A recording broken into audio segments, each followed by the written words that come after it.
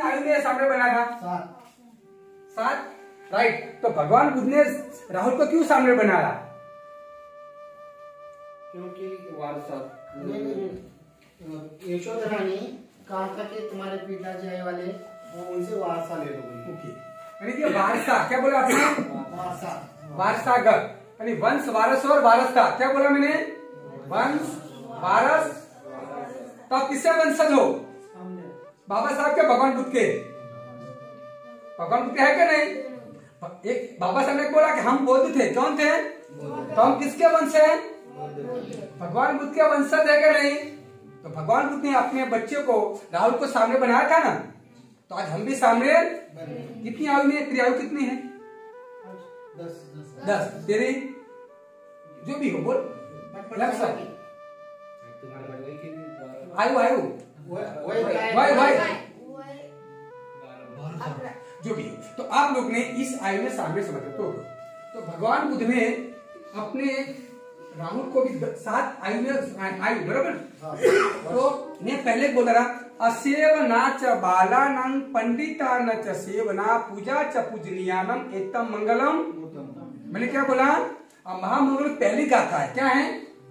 असेवना च बालानां। बाल यानी मूर्ख, बाल यानी मूर्ख। तो हर बच्चा मूर्ख होता है कि विद्वान होता है? हैं? हर बच्चा, जब तक बच्चा शिक्षा लेता नहीं तब तक विद्वान बनता नहीं। जब तक बच्चा शिक्षा लेगा तो हर बच्चा मूर्ख समान है। क्या है? क्या उसके पास शिक्षा नहीं? तो भगवान ने असेवना च बालानां पंडिता च न च सेवना पूजा च पूजनीयानम एतम मंगलम। तो हर बालक कैसा है? मूर्ख समान है। तो समझ गए ना? कभी भी 2 बालक कैसे काम करते हैं? घर जला देते हैं, पत्थर मार देते हैं ना। हम छोटे थे ना, तो मेरे 2 मित्र थे, तो मधुमक्खी थी ना, बंद कर अपने, ठीक है। तो ये जो, इसीलिए आप ये जो बच्चे हैं ना, वो मूर्ख समझ क्यों से हैं? तो भगवान बुद्ध ने सामनेर बनाया। क्या बनाया? नेर यानी प्रवाह। क्या होता है? प्रवाह यानी सामाजिक। क्या यानी? मन यानी मानसिक। अगर सामाजिकता प्राप्त करनी है तो मानसिक शिक्षा लेना जरूरी है। क्या लेना है? तो मानसिक शिक्षा कौन सी है? भगवान बुद्ध की। क्या है? ध्यान करना, धम्म देशना, सुनना, ये क्या है? सब मन की शिक्षा लेना। क्या होना है? बुद्ध सामनेर, साथे, सामूहिक। आप लोग कहते हैं सामूहिक शिक्षा लेते हैं ना। मन यानी मानसिक, तो मानसिक आप ध्यान करते हैं ना। नेर यानी प्रवाह, नेर यानी। तो भगवान बुद्ध की शिक्षा को प्रवाह को लेके जो सामने होते हैं ना, लेकिन समूह मानसिक शारीरिक विद्या को संपादन करने का तो प्रवाह, नेर नहीं प्रवाह। इसलिए क्या बोले? सामने बोले। क्या बोलते हैं? तो आप लोग ये लोग समूह के प्रवाह में सामने दीक्षा ली। आप लोग ये 10 दिन समूह में ध्यान करना, समूह में वंदना करना, समूह को बुद्ध धर्म के संगीत को समझना, ये आपको मौका मिला है। तो कहना क्या? साय समूह, साय मैंने मानसिक और शारीरिक। आप ध्यान करोगे, वंदना करोगे, ये क्या है? मानसिक और शारीरिक। नेर प्रवाह। मैं बता दूं, अगर पानी को इधर से इधर ले जाने का तो क्या करोगे? बकेट तो नहीं, लेकिन वो क्या बोलते हैं आप लोग मराठी में? रास्ता। ऐसा करते हैं ना, नाली करते हैं ना। तो आप नाली करते हैं ना, ये पानी से इधर ले जाने का है, इधर दे क्या कर रहे हैं आप? नाली बनोगे ना, तो उसे क्या बोलते हैं? नेर। क्या बोलते हैं? नेर यानी प्रवाह। दूसरा नेर यानी रास्ता होता है। क्या होता है? हमारे गुजराती अंदर नेर बोलते हैं। क्या बोलते हैं? नेरियू बोलते हैं। क्या बोलते हैं? नेर यानी रास्ता। तो ये सामूहिक, मानसिक और भगवान बुद्ध की जो बुद्ध धम्म की शिक्षा को संपादन करने का रास्ता है। क्या है? नेर यानी प्रवाह, नेर यानी नेरियू, यानी रास्ता। समझ गए ना? तो सामने क्या है? भगवान बुद्ध की शिक्षा को संपादन करने का एक रास्ता है। सामने रास्ता है, इतना है। तो आप लोग भाग्यवान हो, सिलवान हो। इसीलिए तो अब मैं बाबा साहेब का 6 संकल्प बोल दूंगा। कितने बोलूंगा? 6 संकल्प। बाबा साहेब आप लोग जय भीम का नाम सुना है? तो मैं जय भीम का डेफिनेशन बता दूं आपको। ये मेरे सामने बना दिया। तो जय भीम, ज का अर्थ होता है जन्म दिया माँ बाप ने, लेकिन जिगरवान किसने बनाया? बाबा साहेब ने। जन्म किसने दिया?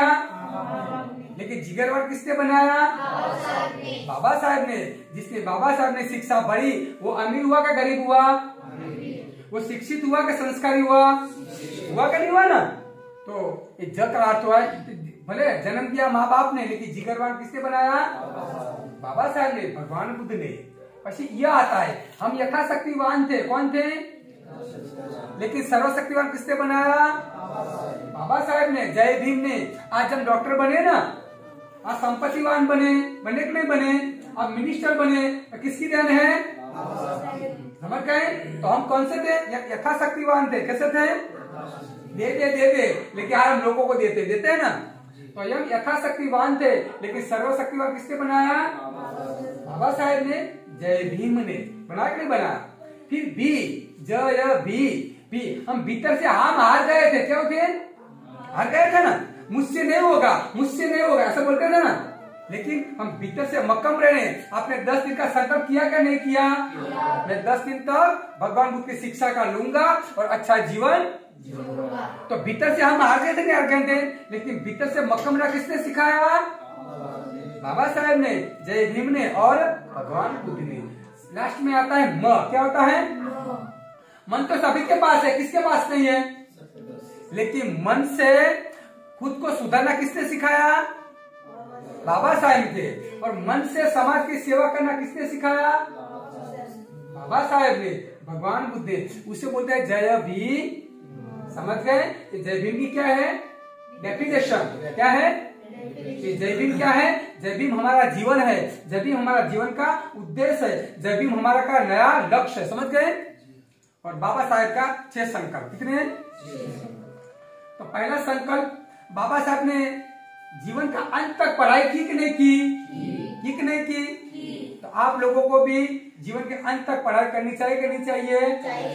लेकिन आप लोग सुबह में 2 घंटा पढ़ाई करने का तो आप लोग बाबा साहब का संकल्प मानते कि नहीं मानते? तो आप लोगों को क्या करना चाहिए? 2 घंटा 3 घंटा।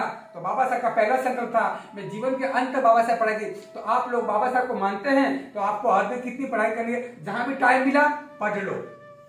यानी कि पढ़ना बंद तो सोचना बंद, पढ़ना बंद तो सोचना बंद तो घंटी बजाना चालू। पढ़ना बंद तो सोचना बंद, और सोचना बंद तो घंटी बजाना। समझ गए ना? तो आप लोग बाबा साहब को मानते हैं, इसीलिए बाबा साहब को आपको ये जो संकल्प आपको लेना पड़ेगा। मैं ज्यादा पढ़ाई करूंगा, अच्छी पढ़ाई करूंगा। और बाबा साहब का दूसरा संकल्प था कि मैं जिस समाज से पैदा हूं इस समाज का उद्धार और सुधार करूं। क्या बोला बाबा साहब ने? मैं जिस समाज में पैदा हूं इस समाज का उद्धार और सुधार करूंगा। तो सुधार कैसे करोगे? पहले आप सुधरोगे क्या दूसरों को सुधारोगे? तो आपको सुधरने के क्या करना पड़ेगा? पढ़ाई करने पड़ेगा और भगवान बुद्ध की शिक्षा का पालन करना। जब आप सुधरेगो तो समाज भी सुधरेगा ना।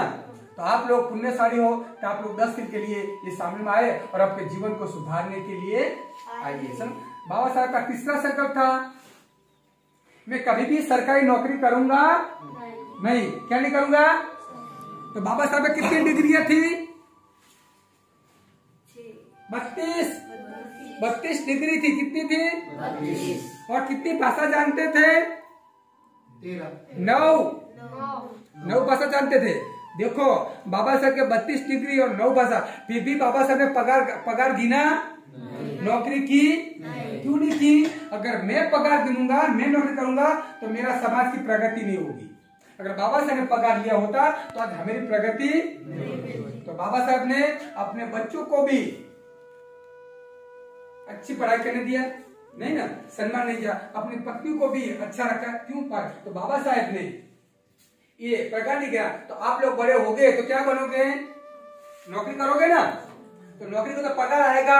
तो पगार भी अपने समाज के लिए दान धर्म करोगे नहीं करोगे? करोगे नहीं करोगे? तो बाबा साहब ने पूरी जिंदगी हमको दिया क्या नहीं दिया? तो आज बाबा साहब की वजह से आपको धर्म मिला को नहीं मिला? बाबा साहब की वजह से आपको नौकरी मिली कि नहीं मिली? बाबा साहब की वजह से आपको धन संपत्ति मिलेगा नहीं मिला? तो आपको समाज के लिए दान धर्म करना नहीं चाहिए कि नहीं करना चाहिए? तो आप लोगों को दान देना का नहीं चाहिए? तो बाबा साहब का तीसरा संकल्प कौन सा था कि मैं कभी भी पगार करूंगा नहीं और मेरा जीवन समाज के हित में करूंगा, तन मन धन से मेरी समाज की सेवा। तो आप लोगों को भी करना पड़ेगा, बड़े हो गए समाज की सेवा। और बाबा साहब का चौथा संकल्प था कि मैं हिंदू तरीके पैदा हूं लेकिन हिंदू तरीके मरूंगा नहीं। तो आप लोग को पता होना है तो इस देश में मनुस्मृति नाम की पुस्तक थी। क्या थी? पुस्तक, मस्तक और हस्तक। क्या बोला मैंने? और चौथा दस्तक नहीं दस्तावेज। तो मनुस्मृति किसने लिखी? मनु महाराज ने लिखी, मनु ब्राह्मण ने लिखी। तो मनुस्मृति कहाँ से आई? मनुष्य मन से आई। कहाँ से आई? तो इस मनुस्मृति ने हमको बोलना बंद कर दिया, सुनना बंद कर दिया, रास्ते को चलना बंद कर दिया और पढ़ना भी बंद कर दिया ना। तो मनुस्मृति लिखी, जो मनुस्मृति लिखी नहीं होती तो हम गुलाम नहीं। तो बाबा साहब ने लिखा मैं संविधान लिखूंगा। क्या लिखूंगा? तो बाबा साहब ने संविधान लिखा कि नहीं लिखा?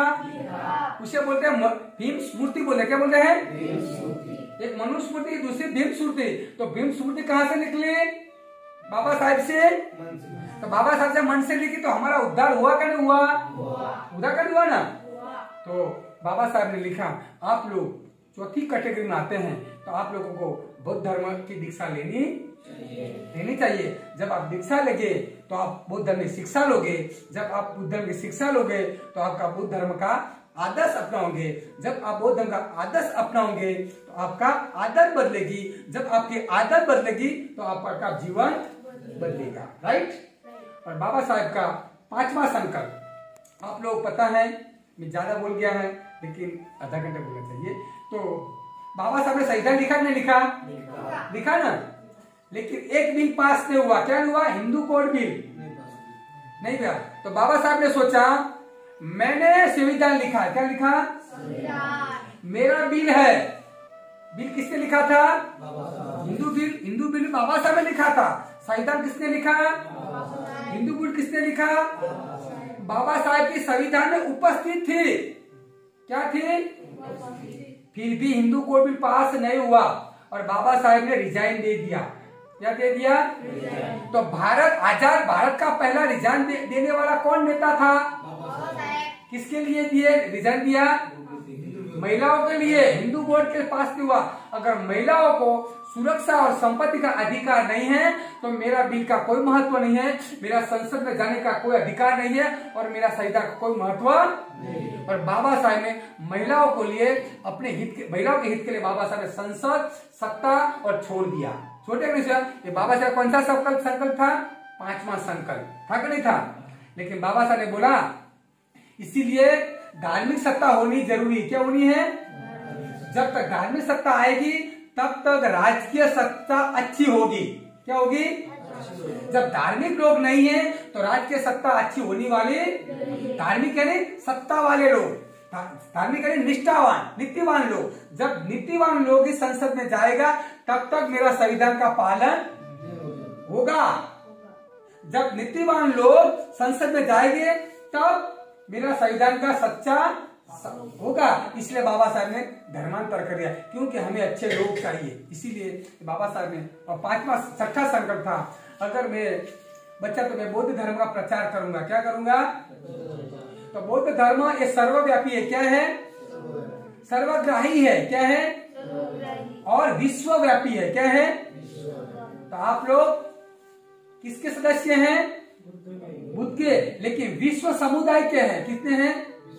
तो आप लोग बाबा साहब के बौद्ध धर्म अपनाओगे तो आपको बौद्ध धर्म इंटरनेशनल प्लेटफॉर्म मिलेगा। क्या मिलेगा? हाँ, विश्व के समुदाय बन गए। क्या बन गए? और विश्व मानव बन जाएंगे। क्या बन जाएंगे? तो आप लोग भाग्यवान हो, शीलवान हो, समाधिवान हो। तो बाबा साहब का कितना संकल्प है? कितने?